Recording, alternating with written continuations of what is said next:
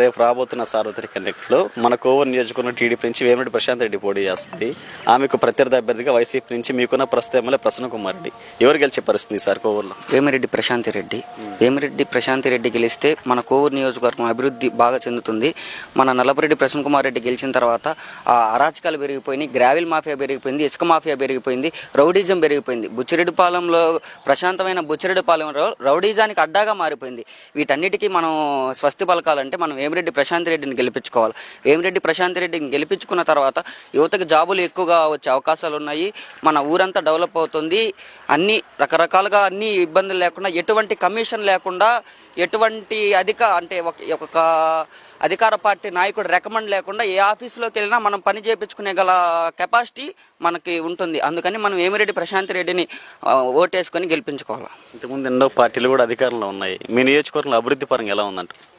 అభివృద్ధి అంటే అభివృద్ధి ఏమీ లేదు. అంతా అక్కడ అది చేసాం, ఇక్కడ ఇది చేసాం, అది చేసేసాం, ఇది చేసేసాం అని అంటున్నారే కానీ అభివృద్ధి అయితే ఎక్కడ లేదు. అంతా వాళ్ళ నాయకుల జేబులోకి వెళ్ళిన డబ్బులే కానీ ఇక్కడ అభివృద్ధి చెందిందంటూ ఏమీ లేదు. అభివృద్ధి చెందితే రోడ్లన్నీ అట్లనే ఉన్నాయి. మళ్ళీ ఈ అసలు బుచ్చిరెడ్డిపాలెం మున్సిపాలిటీకి అసలు గవర్నమెంట్ ఆఫీస్ లేదు.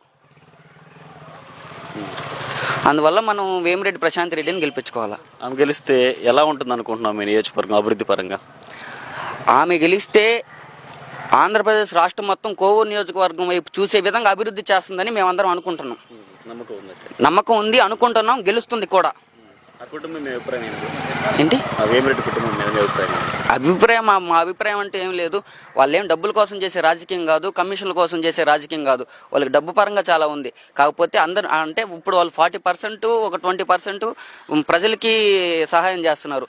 అదే వాళ్ళు ఎమ్మెల్యేగా, ఎంపీగా ఉంటే చాలామందికి మేము హెల్ప్ చేయగలము, చాలామందికి సహాయం చేయగలము అనే అభిప్రాయంతోనే వాళ్ళు రాజకీయంలోకి వచ్చారు. ఈసారి పక్కా గెలుస్తారా? పక్కాగా. కోవూరు వైసీపీ కంచుకోట అంటారా? కోవూరు వైసీపీ వైసీపీ ఖాళీ అయిపోతుంది. కంచుకోట ఎక్కడ అవుతుంది?